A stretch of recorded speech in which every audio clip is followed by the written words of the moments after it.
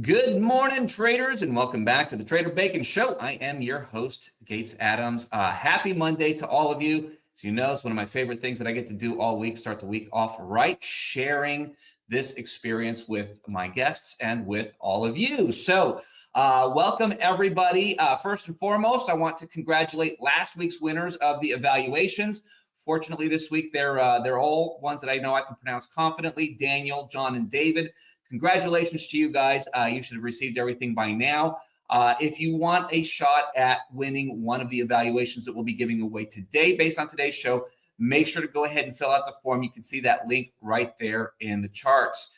And of course, if it is time to add to the arsenal of evaluations, now is the time. If you win one of these, if you don't win one of these, either way, make sure to go to Apex Trader Funding and use promo code Benzinga at checkout. You will always get the best price available, which is currently 80% off on all evaluation sizes. There's some other great keys there as well. 1 day to pass, $85 lifetime activation on several of the sizes. Make sure to go check out all the details at apextraderfunding.com, and don't forget to use promo code Benzinga. Awesome. Okay, so as we start getting into the holidays, there's a lot of dynamics going on in the market, and we'll take a look at some of these as we head into Thanksgiving week and then into the Christmas season here in the United States. For those of you that are not here, they definitely have an impact on the way that the markets move. So we'll take a look at some of that as we share some of the insights as we go through this as well. I have a phenomenal guest today, Isabella, Inner Circle Girl. Not only a phenomenal trader, a U.S. veteran, Army veteran, if I'm not mistaken. So I want to thank her for her service, and we'll make sure that we give her some appreciation for that as we go through. And also a seasoned trader educator. She's helping lots of traders, particularly focused on women traders, as there's not a lot of specific resources for them. So we're going to share some of her insights and talk a little bit about what she's doing as well on today's episode of the Trader Bacon Show. Welcome to the Trader Bacon Show, where we showcase everyday traders that are getting funded, paid, and bringing home the bacon. Are you ready? Because the Trader Bacon Show starts right now.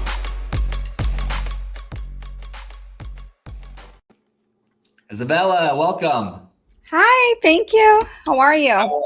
I'm fantastic. How are you doing today? I'm doing good, thank you. Thanks for joining us. Now, first and foremost, one of the things that's really important to me is to always show appreciation for those that served. So thank you for your service. If I'm not mistaken, you're Army veteran, right? Navy. Okay, sorry, my mistake. My apologies on that. So thank you for that. So let's talk a little bit about trading. So you've obviously got a great background there, obviously doing a lot of content and things that people can get access to by following you. And we'll talk about that as we get a little deeper into the show. But let's talk about your trading journey. How did you get into trading in the first place? It started back when I was still in the military. Okay. So it was through the MLM space. You know, a lot of people in the military were starting to get into it. And I had some friends that started trading. And of course, they tried to recruit me.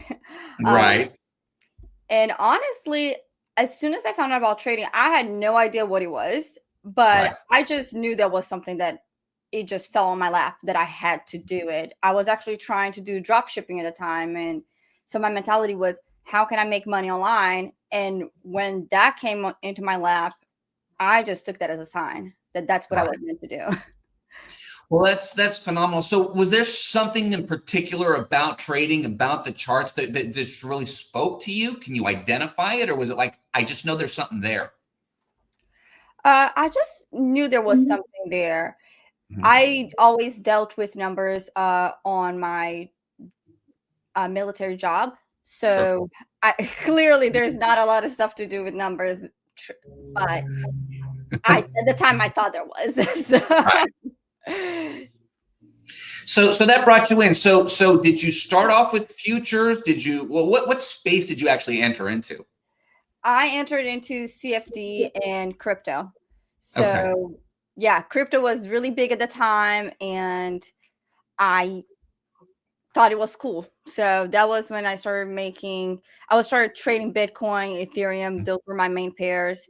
And also because you could trade 24/7. And back then I thought that was great. Yeah, there's an appeal to it until you start digging into the reality of it. So did you experience a high level of success in the beginning, or was it a struggle for you? A little bit of both. I think it was more luck than Yeah, anything. You know, there are signal providers, crypto was going up. There was a small level of success, just enough for me to want more and see what was possible, but it wasn't consistent. sure. So, Well, yeah. and I love talking to traders that were trading crypto in like the 19, 20, 21 arena. I don't know if that's the same time frame where you were trading this, but a lot of times it was like if you were long, you were going to make money. So a lot of times we had a lot of traders think, oh my gosh, I'm really good at this. I just made 100 grand, which for a lot of these was life changing money. And then all of a sudden, reality sets in. It's not just all that same gravy train. And I'm assuming this is probably similar to what happened with you. Is that about how it went? I think so. Yeah, I was I was mainly taking signals, and I didn't in looking for pattern recognitions, watching other people trade live and taking the same trades as them. So it was a lot of like copying and pasting, if you will, sure. in the beginning, rather than I was trying to learn, don't get me wrong, but Right, it was it wasn't until I found out about ICT, I want to say, right, that I started to realize that I need to go off on my own. I right. need to learn and not rely on anybody else signals or anything really. Well, and I love that mindset. I've gone through this facet of my journey kind of off and on as well for years. And I think that that's a valuable way for people to start to understand the reality that it's not luck. It's not gambling. This is not rolling the dice. This is not playing a deck of cards. There is a skill involved. And if we can start to see a little bit of success early on by following somebody else, we can see that skill in action, which is, I know for me, has been very motivating to want to dig a little deeper and learn more about the markets and what moves the markets and turn it out of a wish into a skill. And so you obviously mentioned inner circle trader, your inner circle girl. I think we all know what strategy formula you're trading. So how did you find ICT? So I had a friend that he traded US 30. He Mhm. put me in a group chat with other people that also traded indices. Mhm. So that's how I got into the indices space. And within that group, I found a mentor. We just became friends, and Sure. he he didn't want to teach me per se, and nowadays I understand why, but he Mhm. directed me to ICT. So he gave me everything that I needed to study, said, study this, watch all the videos, is going to open your mind. And if you have questions, just come to me. So that's how I got started with ICT. So it was before his 2022 mentorship. Mhm. And then I was actually willing to pay for it when he just made it free. So 2022, yeah. 2022 was the first mentorship that I took from him per se. Right. And after watching the 2022 mentorship, there was no looking back. How long did it take you from the time that you really started to dig into ICT concepts and put them into practice and put them into play? How long did it take you to get to the point where you were starting to see not just positive results, but consistent positive results in your trading? I think that's a loaded question That's fair. because from the moment that I understood the concepts Mhm. is one thing. I think profitability goes beyond understanding technicals, is all about mindset. Right. So I had a lot of um I had a lot of mm, psychological issues throughout Mhm. my career, like due to other external factors that wasn't Sure. just trading. Right. Yeah, so there was always that, how do I get back to basics? Mhm. And that's what always reeled me in. So instead of, for instance, like holding a trade for an entire day, you go back to a 1 to 2. Right. Like there are certain things that you just have to get back to the principles every time that you start to go into like a losing streak. Sure. Well, and anybody who's watched the show knows that I'm very big into the psychology of trading. I have a lot of very personal reasons why that is. And I'm just going to throw out the little personal plug here. If you haven't checked out the Forge Trader podcast, episode 2 is where I kind of talk about my origin story, if you will, in the world of trading. And it's pretty horrific. And there were definitely deep psychological scars that came with that, probably deeper than what most traders experience. But whether they're big, whether they're small, there's definitely a journey. There's definitely a path that comes along with learning to deal with the psychological aspects of trading. Was there a particular resource that you used to develop this, or was this sort of just learned on the go? So when I look throughout my career, and I want to answer your question though, the first time that I made a significant amount of money was within about a year and a half since I started trading. Out of the 1 year and a half, 6 months was ICT. Right. So that's when things started to turn into my gears, and that I started to see profitability. Right. And at that specific point, when I started to see profitability, it was due to prop firm trading, because I went from live trading my live funds, trying to flip $100 into $1,000 in a day or two. Everybody has been there, I think. Haven't seen that one. Yeah, going from that to trading demo accounts changed everything for me. So the first prop firm that I got funded with was FTMO, and after that, my funded futures. My funded forex.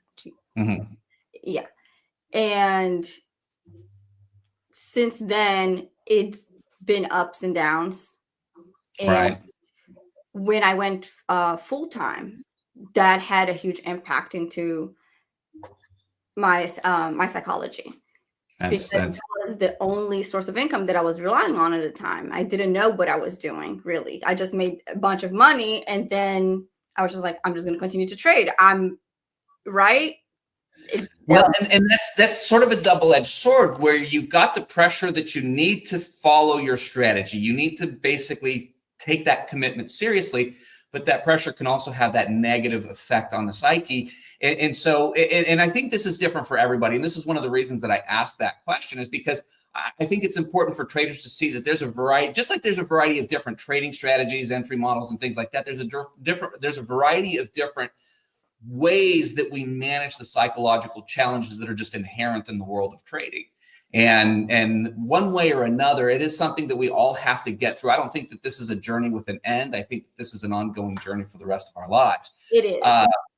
Yeah. So I love seeing the different ways that people sort of manage this side of the career if somebody's deciding to make it that. Right. And once the way that I got back at that specific point into profitability, it took me about, I want to say 6 months, because I remember it was towards the middle of the year, about July, August, and I started to feel the pressure of, I need to trade to make money. I had to take a step back. I took maybe a month off, and I went back to basics, and I started studying ICT. I was on the charts nearly 24/7. And I went back to basics, taking a 1 to 2, 1 trade a day, limiting myself, putting stipulations, how many hours I'm going to be on the chart for, like only 1 hour. So the more restrictions I put, the better I started to trade, because then my brain got used to the ins and outs. It's just repetition. That's truly what it is. So whenever I wasn't trading, I was back testing, I was studying, I was trying to improve myself. And not only on the charts, but you do have to go back to making sure you're eating right, you're sleeping right, that you're getting everything that you need that is not affecting you emotionally. And I want to say by January of that year, I found profitability again. And that was into, unfortunately, I want to say about a year or two. I can't remember exactly the time frame. But my mom passed towards the end of the year. Sure. Yeah. And that had a huge impact on me. So I decided to not trade for the first quarter. The second quarter, I was trying to get back on the swing of things. And even then it was hard, because even though that is something that is happening in my personal life, it was giving me anxiety when it came to the charts, or I didn't see a purpose. Like, what am I doing this for? So that was a different type of struggle that I was going through. So with that, I was seeing a specialist, just talk therapy, hypnotherapy, having a life coach. There was like so many factors. I spent so much money to try to get my psychology back on track, because that's what I knew it was happening. Right. So yeah, for that, it also took me 6 months. So I want to say every time that I found a roadblock, it took me 6 months to get back on track. Well, and I think that's important for traders to hear. And again, I'm so sorry to hear about your mom. I know it's our life outside of trading will 100% affect our trading. And the bigger the issues outside, the more potential effect it has. And I applaud you for taking the steps and recognizing that there was a need to regain what maybe you had already worked through once, but having to find your way back to that again. When I say this is a lifelong journey, I mean it. I don't think that there's ever a time where it's like, all right, I'm done. I'm just going to go in the charts every morning for 20 minutes and make $1 million. It doesn't work that way. No, it's ongoing. Well, we've spent a lot of time talking about the charts and talking about ICT. And one thing I know about ICT is that everybody's got their particular take on it. And with you, I know I had the opportunity. You've developed a short course, very simple, and I think it's safe to say it's designed for people who at least have a basic understanding of what ICT is. But based on that, you've taken steps to develop a very mechanical, structural strategy that has helped you, of course, continue to be profitable. But one of the things that I've always personally felt is that the more mechanical, the easier it is to fight the psychology challenges. Will you share with us a little bit about what it is that you're looking for and what you see and what makes your version of ICT work for you? Yes, of course. So I want to say that it took me a long time to come up with this, and I still feel like I polish my strategy every so often. And ICT is not a strategy, as everybody knows. It's a model. It's a concept. I created a model out of the concept. I do have a workbook that is for beginners that will guide you with basic understanding of, what a fair value gap is, order blocks. So the workbook goes in conjunction with, I don't even want to call it a course, but it's a strategy course. So I'm teaching you a strategy, which is very different. I would still incentivize everybody to go through the 2022 mentorship or the 2016. I don't love the 2023 because it is a little bit more complex. I think it does more harm than good. I think that's the very last one that you should watch, but definitely 2022. Right. But back to this. So this I came up with essentially when I was trying to understand the 2022 model. When he was teaching it.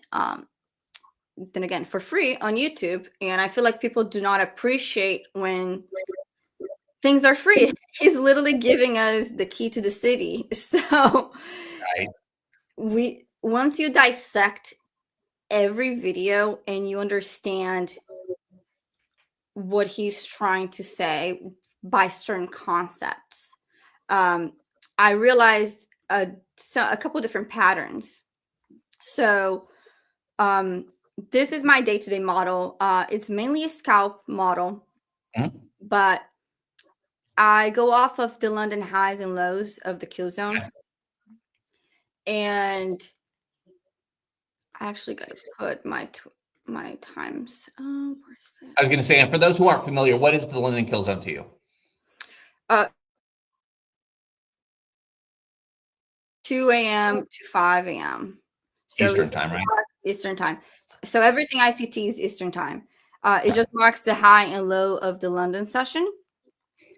And if you also are familiar with the concept of premium and discount is essentially when you grab your fib and you're looking for the 50% of the range. And this helped me a lot because one of my main struggles when I very first started was to understand, am I buying or am I selling? Right. I don't know who else has struggled with this, but I know that was my main issue. And once I understood that above the 50%, you're supposed to be selling, below you're supposed to be buying, that changed everything for me. That was like that was magic. So I combined that concept with the fact that usually London already is forming the high and low of the day. Right. But by the time you get to the charts, as per the 2022 mentorship, you should be trading after 8:30, and Right. you should be looking at midnight price. So what is price doing at that point? Closer to like 9:30. So we are above that. So that means that we are in deep premium. Mhm. And at that specific point, you are waiting for two main things. One of them is a liquidity raid.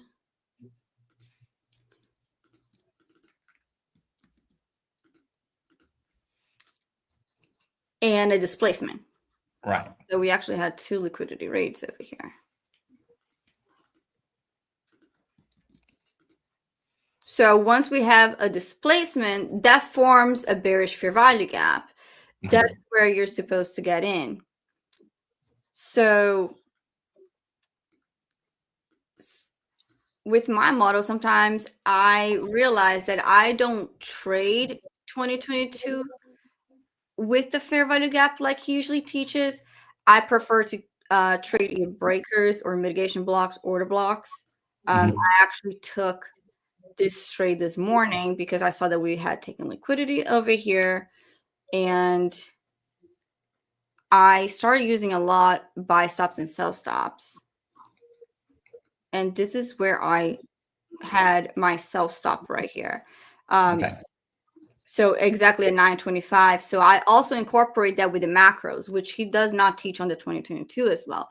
So like I'm saying, the way that I like to describe ICT is pieces of the puzzles that you put together to find your model. Right. So I took the macros, which is the 920 to 930 and the 950 to 1010 are the two that I use. And breaker blocks, mitigation blocks, order blocks, mainly breakers, but today was a mitigation. So, and then I just put a sell stop around where I believe the market structure shift would happen. Stop goes always above the previous high. And I was targeting this low right here. There was a bullish fair value gap, which is also an inefficiency in price. So I actually took this morning while I was getting my hair done.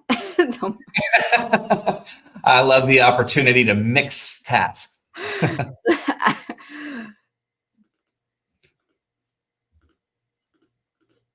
So if you understand ICT, you understand that fair value gaps are inefficiency in price that usually work as a magnet.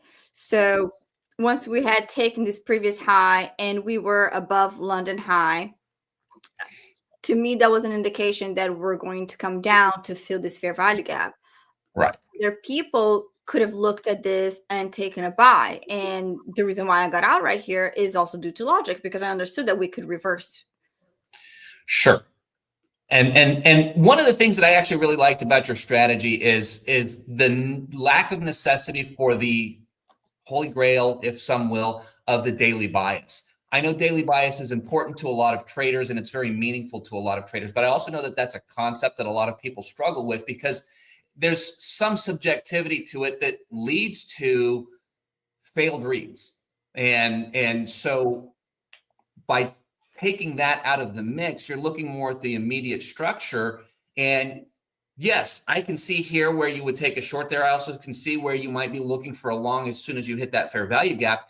And without the proper context, that could create indecision, that could create confusion, that could create FOMO, that could create, fear to enter. I mean, it could create a lot of dynamics that would ultimately go against you in some form or fashion. So Instead, you're using this as your model to say, look, okay, I can see that this is potentially an area where it's going to reverse. I don't have to follow a daily bias. I can sit here and say, this is arguably a good entry, but this is where I need to get out.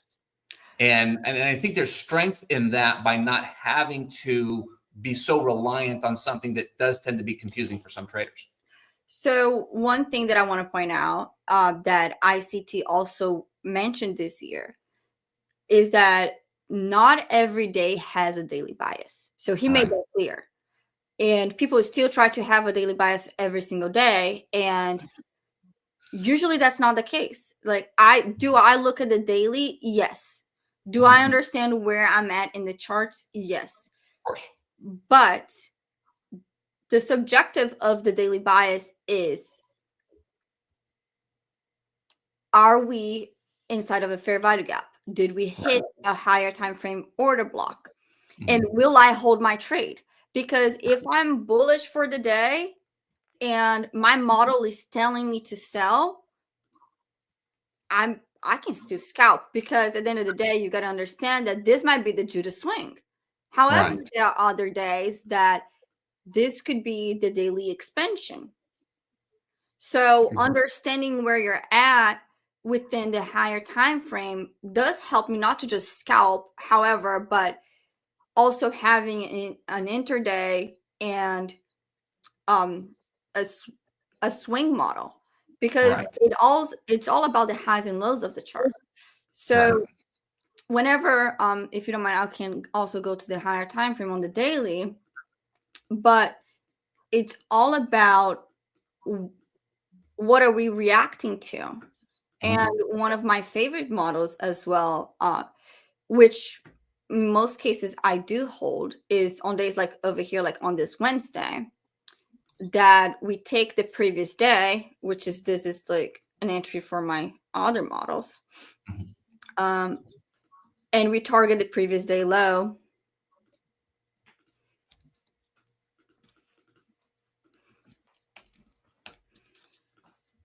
So whenever this happens on a Wednesday, I know that Thursdays could be a continuation. This can be a model that you hold to take previous weekly low. Right. So what happened when we took previous daily high? Which is this one. Did we close above it? No, we rejected it. So that was a liquidity sweep. So if that was a liquidity sweep and Monday and Tuesday are bearish candles, the likelihood of Thursday continuing down is very high. So that's how I take my daily biases. Like, look at previous day low. So on Thursday, we closed below previous day low, which means that Friday can be a continuation. So if we had rejected previous day low and went back up and closed bullish, then the likelihood of taking the previous high over here would have been greater. So observing previous days and previous weeks highs and lows and previous sessions highs and lows and how we react from those areas specifically is what gives me my bias. Right. Well, and I could sit here and I could do this all day. I mean, this is where I geek out, is on the strategy, is on the different concepts and understanding of each component. But we are a 30-minute show, and so I want to make sure that I take an opportunity to share. So now, of course, at this point, you are teaching other traders your concepts, your strategy, and how you've crafted them for yourself. Is that correct? Correct. So how can someone find you if they wanted to follow you, if they wanted to take a look at what you're teaching? So I currently am trying to build up my Instagram, which is Inner Circle Girl, and my personal is Isabella Costoval, so it's just my name. But everything charts related is under Inner Circle Girl, which I do have a Discord community. I've been going live Monday to Thursdays. I don't usually trade Mondays and Fridays. So that's where they can find me. And I do have a YouTube channel that it's a little bit dead right now, but is Inner Circle Girl as well. So everything is Inner Circle Girl. Twitter, which I also don't use, but definitely active on Instagram and trying to share as much value as possible. Right. The world of social. I know. Excuse me. And I know also that you do have a paid Discord, but people can get a free trial. And in that free trial, they can actually get access to your course. Is that right?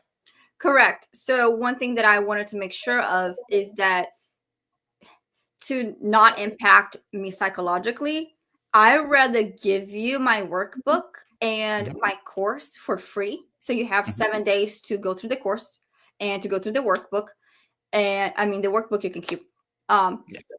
And once you understand my strategy and you watch me live trade, then things can start to make sense to you. And I don't mind answering questions, but I do not want people that don't understand my strategy to come in and start asking me questions that are not relevant to my strategy at all. So Right. I also understand that people need to have a guide and to understand it, rather than just coming to a community and copying my trades, because that was a struggle that I went through, like we were talking about in the beginning of the show. And I rather help people that way. I love it. I love it. And I will say from personal experience, 7 days is more than enough time to get through your course. Yeah. It's very, cut and dry. And it's very specific and easy to follow. So I love that about it.